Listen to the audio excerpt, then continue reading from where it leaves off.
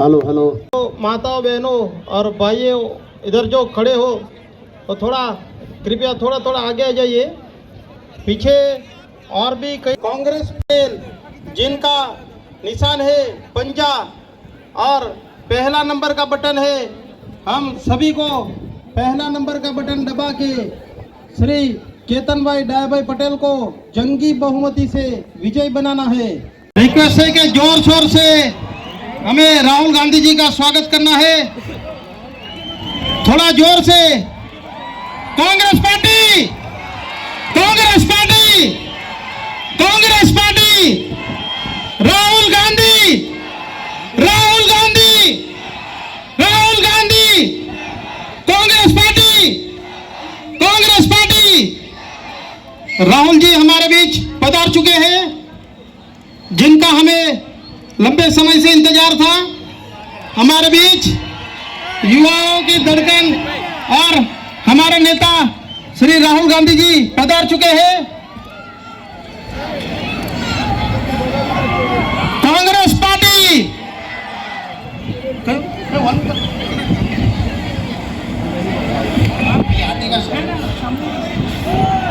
अपनी वच्चे युवाओं हृदय सम्राट कांग्रेस पार्टी राष्ट्रीय नेता श्रीमान राहुल गांधी जी अपनी वच्चे उपस्थित थई चुक्या छे। अहींना प्रभारी श्री माणिकराव ठाकरे जी उपस्थित थई चुक्या छे। हूँ दमण दीव लोकसभा अपना युवान उम्मीदवार અને દીવ દમણ સંઘના પ્રમુખ શ્રી કેતનભાઈ પટેલને હું વિનંતી કરીશ કે આવે અને સ્વાગત પ્રવચન કરે। ભાઈ કેતનભાઈ પટેલ।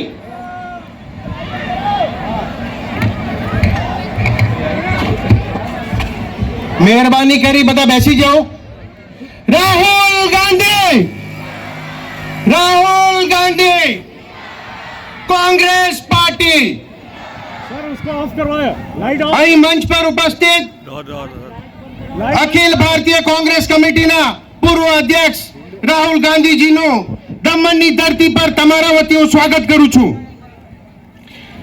આજે આટલા બિઝી શેડ્યુલ પર એવો ભુવનેશ્વરથી અહીંયા સુધી તમને મળવા અને મેસેજ આપવા માટે દમણ દીવની જનતાને આવ્યા છે। એઓનો જોરદાર તાલી મારી સ્વાગત કરો। મિત્રો તમને બધાને ખબર છે કે 7 તારીખે આપણે ચૂંટણી છે અને તમારે તમારો કિંમતી અને પવિત્ર મત કોંગ્રેસ પાર્ટીને આપવાનો છે અને કોંગ્રેસ પાર્ટીને વિજય બનાવવાનો છે। આપણે જે રીતે કહેતા આવ્યા છે કે આ વખતે કોંગ્રેસ પાર્ટી નહીં પણ તમે લડી રહ્યા છે, તમને બધાને ખબર છે અને એ જ મેસેજ આપવા માટે રાહુલજી અહીંયા આવ્યા છે। દમણમાં જે તાનાશાહી ચાલી રહી છે એ તાનાશાહીને નેસ્ત નાબૂદ કરવા માટે રાહુલજી અહીંયા આવ્યા છે, તમને મેસેજ આપવા માટે આવ્યા છે। હું વધારે બોલતો નથી, એટલું જ કહીશ કે આ વખતે તમારો વોટ હોસ્પિટલમાં જે પૈસા લઈ રહ્યા છે સરકાર એના માટે પડવા જોઈએ। આપણી જે વિધવા બહેન છે એને પેન્શન બંધ કરી દીધું છે એના માટે છે। આપણો જે વિકલાંગ ભાઈ છે એ વિકલાંગ ભાઈનું પેન્શન બંધ કરી દીધું એના માટે તમારો વોટ પડવાનો જોઈએ। આ બધું કહેતો નથી। આજે આપણી ધરતી પર રાહુલજી પાછા આવ્યા છે તો તમારા વતી એમનું જોરદાર હું સ્વાગત કરું છું। સાથે માણેકરાવ ઠાકરેજી, એમની ટીમ, સૌ મંચસ્થ લીડરોનું સ્વાગત કરું છું। અને હવે રાહુલજી બોલે એ પહેલા એમનું આપણે તમારા વતી બધા વતી અહીંયા ઊભીને એમનું સ્વાગત કરી દઉં છું। ભાઈ કેતનભાઈ પટેલ, મયંક ઘાટિયા, કેતનભાઈ પટેલ દીવ દમણના ઉમેદવાર અને આપણા પ્રમુખ શ્રી કેતનભાઈ પટેલને વિનંતી કે આપણા રાષ્ટ્રીય નેતા યુવા હૃદય સમ્રાટ શ્રી રાહુલ ગાંધીજીનું આંટી પહેરાવી સ્વાગત કરશે.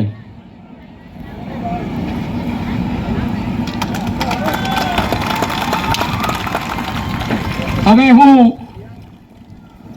હૃદયથી હૃદય જોડવા, ભારત જોડવા માટે જેમને નેમ લીધી છે એવા યુવાનોના આપણા હૃદય सम्राट सम्मान्य राहुल गांधी जी को मैं विनती करता हूं, आइए और अपनी बात रखिए. श्रीमान राहुल गांधी जी.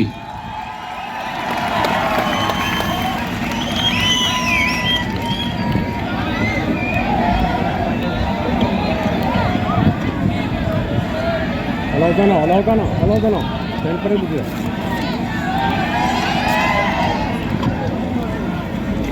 माणिकराव ठाकरे जी, महेश शर्मा जी, हमारे कैंडिडेट्स केतन पटेल जी, अजीत माला जी, स्टेज पे कांग्रेस पार्टी के वरिष्ठ नेता, हमारे प्यारे कार्यकर्ता, भाइयों और बहनों, प्रेस के हमारे मित्रों, आप सबका यहाँ बहुत बहुत स्वागत. इतनी गर्मी में आप दूर दूर से यहाँ मेरी बात सुनने आए, इसके लिए दिल से आपका धन्यवाद और स्वागत करता हूँ.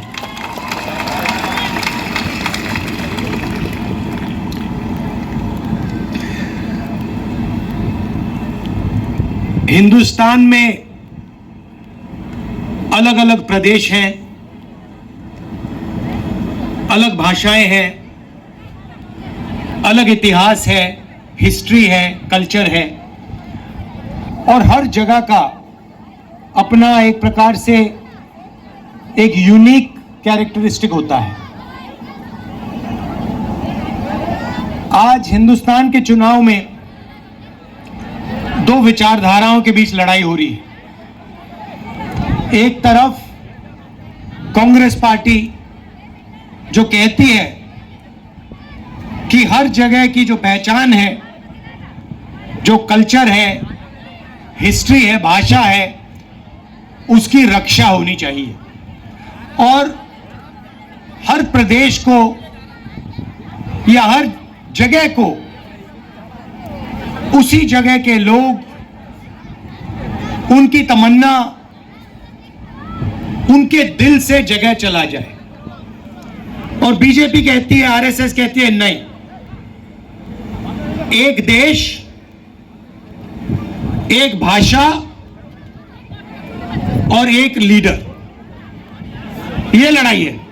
अब आपकी मुसीबत यह है कि यहां पे नरेंद्र मोदी जी ने प्रफुल्ल पटेल जी को राजा जैसे आपके सिर के ऊपर बैठा रखा है.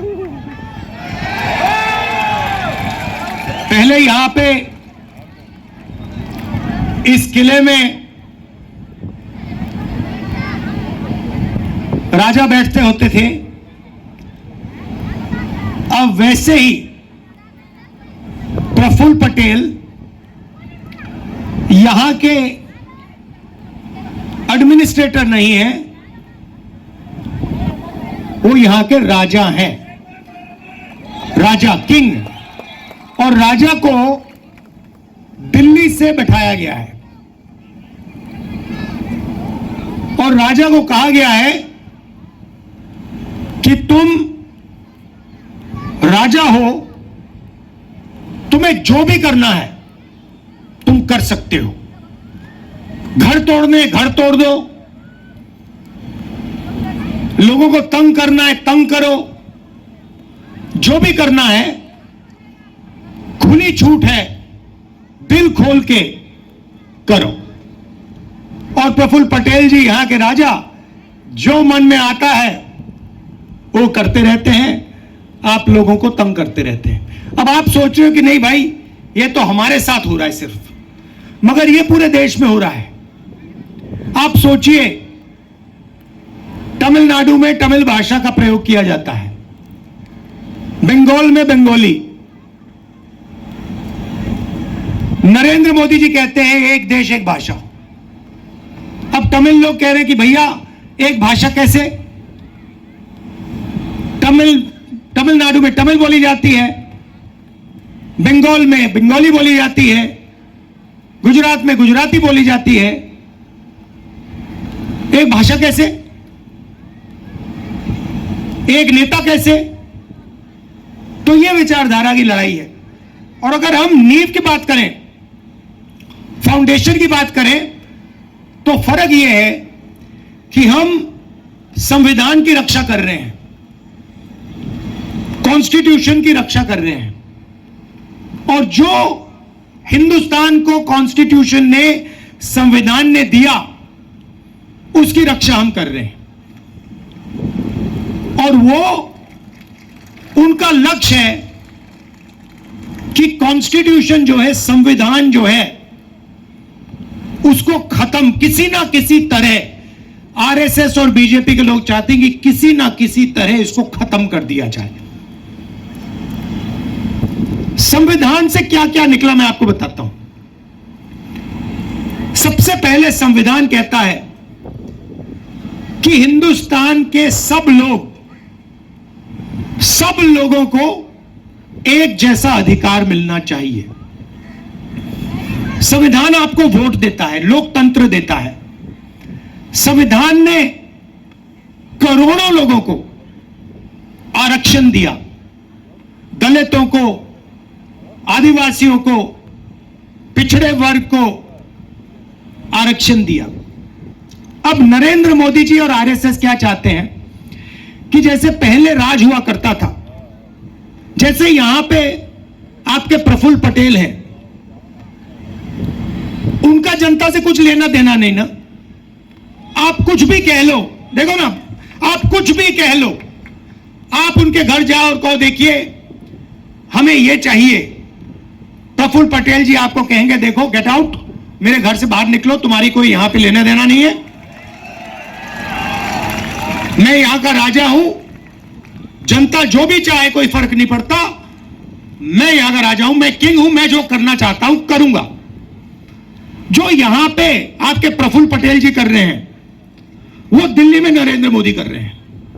वो एक ही सिस्टम है। अब यहां पे फर्क है कि यहां पे उनको बैठा रखा है, और उनका जो है प्रफुल्ल पटेल जी हैं, उनका नरेंद्र मोदी जी जितना कंट्रोल नहीं है। नरेंद्र मोदी जी के पास क्या है मैं बताता हूं आपको। CBI, ED, income tax, police, सारे के सारे जो संस्थाएं हैं, हिंदुस्तान की जो संस्थाएं हैं, जो कॉन्स्टिट्यूशन से निकली, इलेक्शन कमीशन हो, जुडिशरी हो, ये सारा का सारा कॉन्स्टिट्यूशन से बाहर निकला। सबसे पहले सब लोगों को एक जैसा अधिकार मिलेगा, उसके बाद लोकतंत्र, अलग अलग इंस्टीट्यूशंस, वो सारे के सारे कॉन्स्टिट्यूशन से बाहर निकले। कॉन्स्टिट्यूशन नींव थी, बीज था, और उसमें से ये चीजें निकली। अब ये लोग चाहते हैं कि इसको नष्ट किया जाए, लोकतंत्र को खत्म किया जाए, ये जो अलग अलग संस्थाएं हैं इनको खत्म किया जाए, और आरएसएस और बीजेपी के राजाओं को देश के राजा बना दिया जाए। अब देखिए, आप मैं आपको बताता हूं, देखो, आप वाइस चांसलर्स की लिस्ट निकालो। हिंदुस्तान की जो शिक्षा का सिस्टम है, उसमें आप वाइस चांसलर्स की लिस्ट निकालो। सारे के सारे आरएसएस के आदमी हैं, उनको शिक्षा के बारे में कुछ नहीं मालूम, मगर सारों को यूनिवर्सिटीज में सारे आरएसएस के राजा बैठा दिए। तो यह काम किया जा रहा है, और इससे नुकसान आपका होगा। आपको तो मालूम है, आपको तो शायद बताने की भी जरूरत नहीं है, क्योंकि आपको मालूम है कि भैया ये प्रफुल्ल पटेल जो राजा बैठा है, जो यहां पे पहले 70 साल 80 साल पहले जो होता था, आज हो रहा है। मगर मैं ये देश को समझाने की कोशिश कर रहा हूं कि भैया ये प्रफुल्ल पटेल इन्होंने यहां बैठा रखे, बाकी देश में भी ये यही करने जा रहे हैं।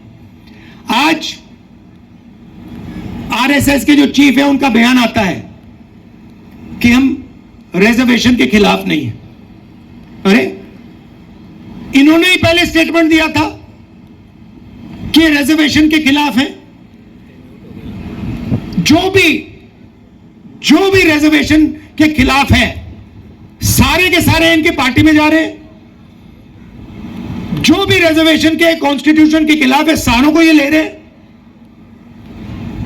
और फिर कह रहे हैं कि भैया हम रिजर्वेशन के खिलाफ नहीं है। और इसका लक्ष्य क्या है मैं बता देता हूं। आप कहोगे ये संविधान को क्यों खत्म करना चाहते हैं,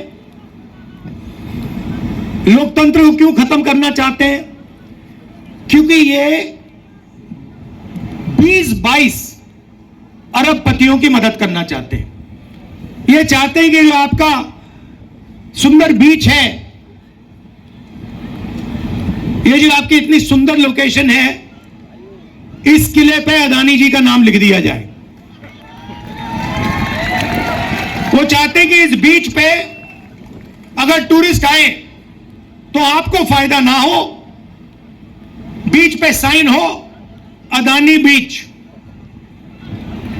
आपके एयरपोर्ट पे अदानी का नाम हो, आपके हाईवेज अदानी बनाए, जो भी यहां बिके वो अदानी और अंबानी बेचे और आप लोग बस देखते रह जाओ। और ये इन्होंने पूरे देश में किया है। मैं 2-3 उदाहरण देता हूं आपको।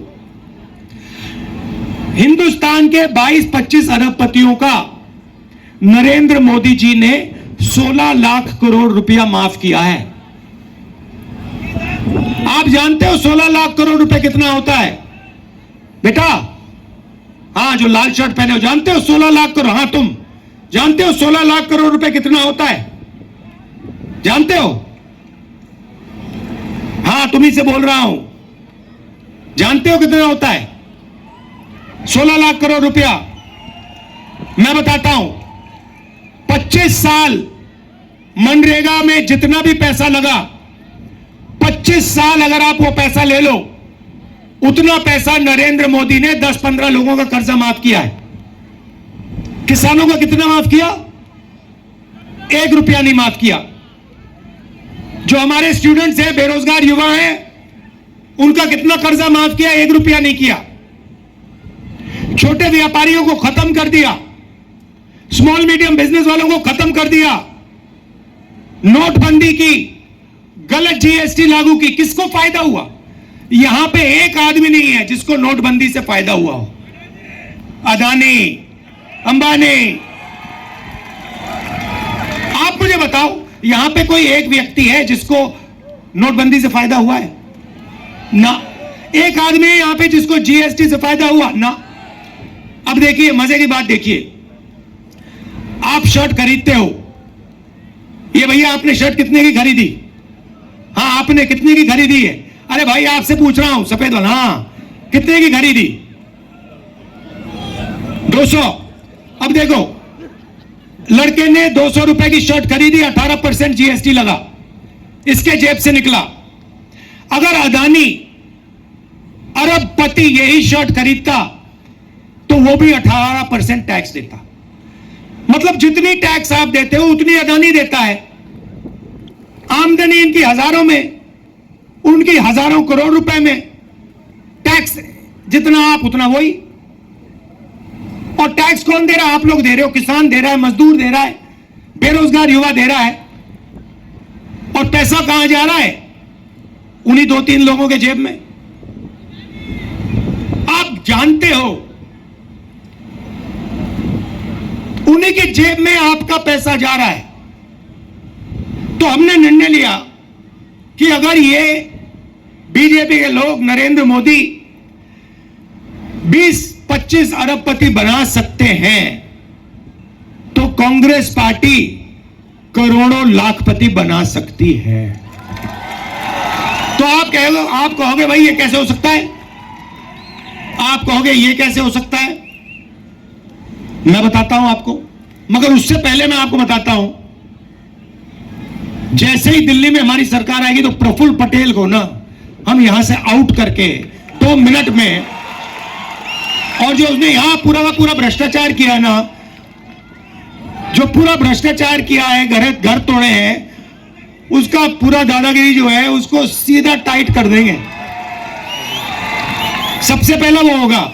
उसके बाद हम क्या करेंगे मैं बताऊंगा। आपको खुश करने आया हूं आज मैं यहां, मूड ठीक करने आया हूं। जो मोदी जी ने, अंकल जी ने आपका मूड खराब कर रखा है, वो मैं ठीक करने आया हूं।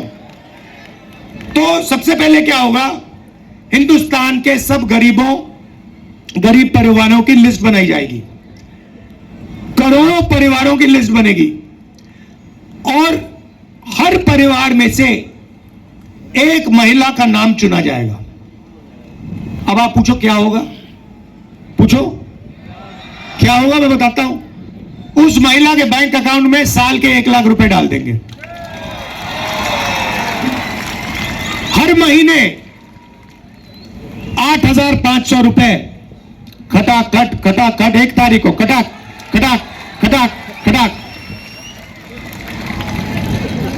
आप जानते हो यहां महिलाएं बैठी हैं, 21वीं सदी में महिला और पुरुष दोनों काम करते हैं, जॉब दोनों करते हैं, मजदूरी दोनों करते हैं। सही करते नहीं करते? ठीक है। अब 8 घंटे दोनों काम करते हैं, दोनों को पैसा मिलता है। 10 घंटा करते हैं, 12 घंटा करते हैं, दोनों को पैसा मिलता है। मिलता नहीं मिलता है? मगर जो महिला घर में काम करती है उसके लिए उसको पैसा क्यों नहीं मिलता? आप 8 घंटा काम करते हो, वो जो बैठी हुई है वो 8 घंटा बाहर करती है, 8 घंटा घर में करती है, 16 घंटा वो काम करती है। मगर जो घर में काम करती है उसके लिए उनको 1 रुपया नहीं मिलता। इसीलिए हमने निर्णय लिया है कि महिलाओं के बैंक अकाउंट में 1 लाख रुपया जाएगा। वो उससे आपका भी फायदा होगा। ये मत सोचिए कि वो पैसा आपको नहीं मिलेगा, वो मिलेगा। मगर महिला के बैंक अकाउंट में हम 1 लाख रुपए साल का डालेंगे। तो ये हो गई पहला कदम, करोड़ों लाखपति का पहला कदम।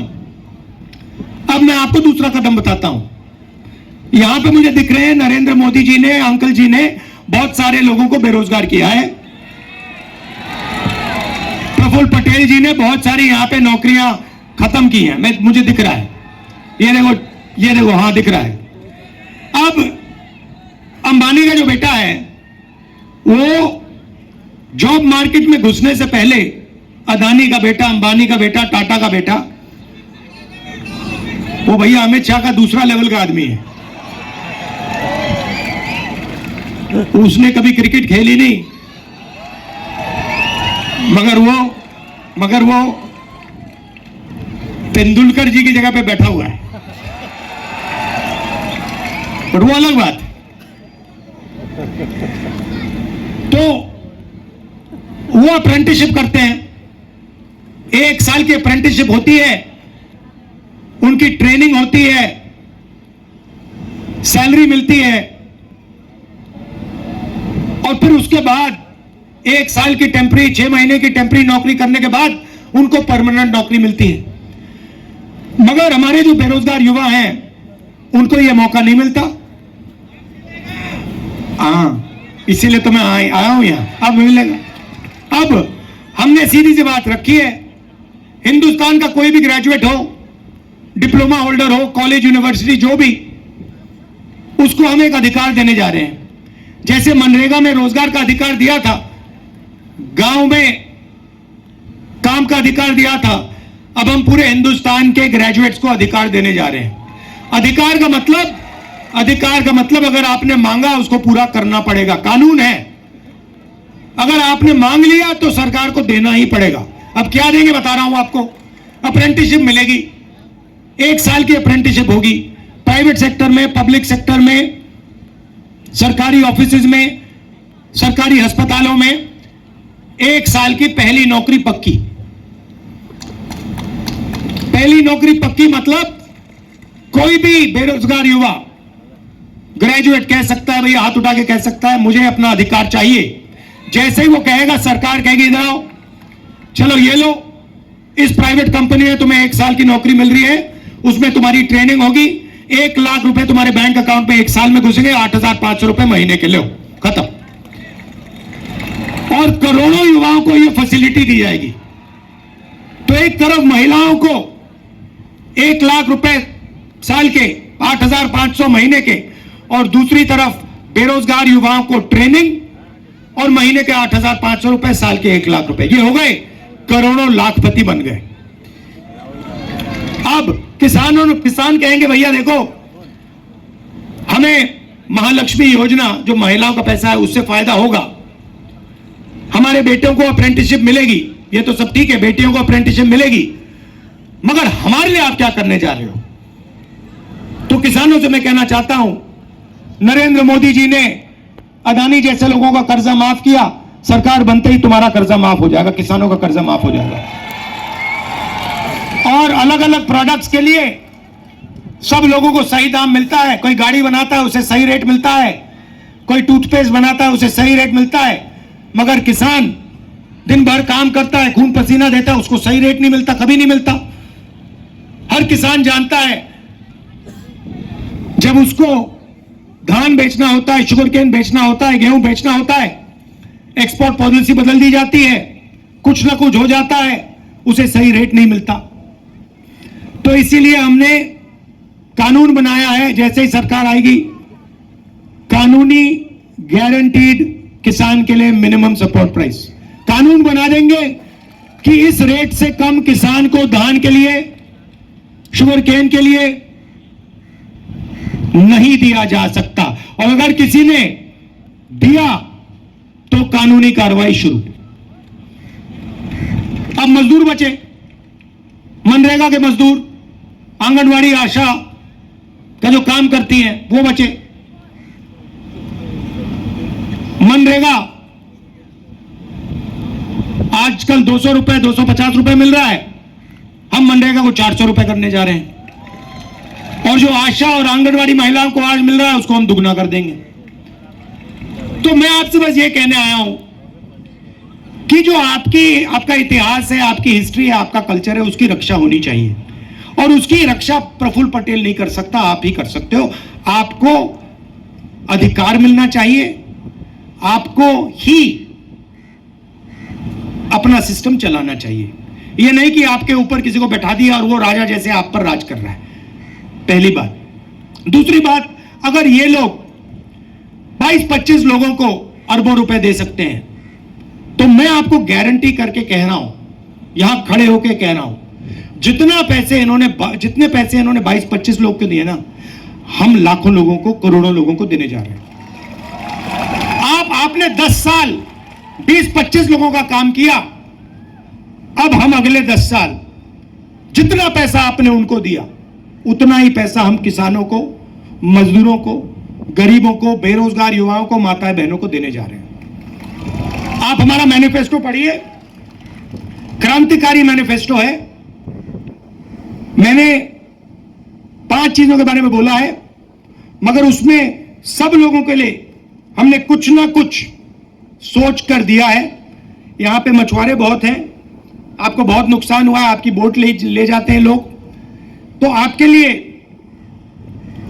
मैनिफेस्टो में आप देखेंगे तो आपके लिए बहुत जरूरी चीजें हमने की हैं। थोड़ा सा मैं आपको बता देता हूं। जो पहले आपको डीजल की सब्सिडी मिलती थी, जो बंद कर दी, उसको हम फिर से चालू कर देंगे। दूसरी बात, जो भी बोट, फिशिंग बोट होगी, उसका हम आपको इंश्योरेंस देंगे। और तीसरी बात, जो इनलैंड फिशिंग और एक्वाकल्चर है, उसको हम एग्रीकल्चर जैसे मानेंगे। तो ये मैं आपसे कहना चाहता था। यहां पे आप केतन पटेल जी और अजित माला जी को पूरा समर्थन दीजिए, और कांग्रेस पार्टी को जिताइए, जबरदस्त बहुमत से जिताइए। और ये जो है यहां पे आपके एडमिनिस्ट्रेटर,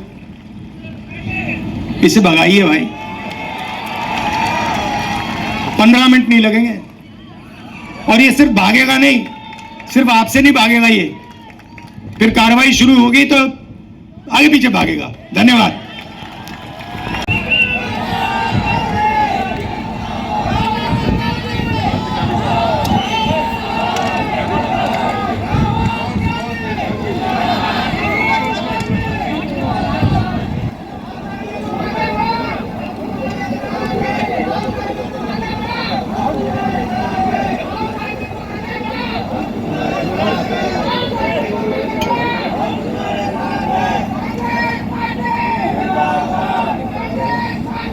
નમસ્કાર મિત્રો, હું નીરવ ભટ્ટ. જનમંચ ન્યૂઝ ચેનલને આર્થિક મદદ થાય તે માટે હવે સબસ્ક્રાઇબની સાથે સાથે તેની જ બાજુમાં જોઈન બટન આવ્યું છે. તો દર્શક મિત્રોને અપીલ કરવામાં આવે છે અને વિનંતી કરવામાં આવે છે કે જોઈન બટન દબાવી તેમાં 4 ઓપ્શન છે. 4 ઓપ્શન તમે માસિક આર્થિક મદદ જનમંચને આપી શકો છો. તમે જનમંચ ન્યૂઝ ચેનલના મેમ્બરશીપ લઈને આર્થિક મદદ મળે તો જનમંચના હાથ મજબૂત થઈ શકે અને અમે પણ આ રીતે અવિરત સમાચાર આપી શકીએ. ધન્યવાદ.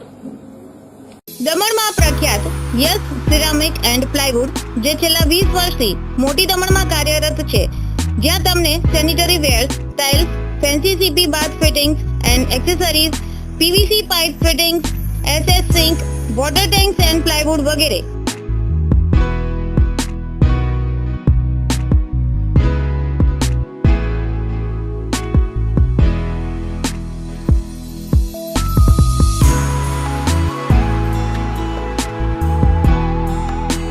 ગંગા કંપનીની ડીલરશીપ મેળવી છે, જેથી વાપી સુધી જવાની જરૂર નથી. તમામ આઇટમ્સ વ્યાજબી ભાવે દમણમાં જ મળી રહેશે. પ્લમ્બિંગ માટે કામદાર ઉપલબ્ધ. સરનામું 7335 main road opposite Raj hardware and electrical, મોટી દમણ. Mobile number 9898217712 and 7016373483.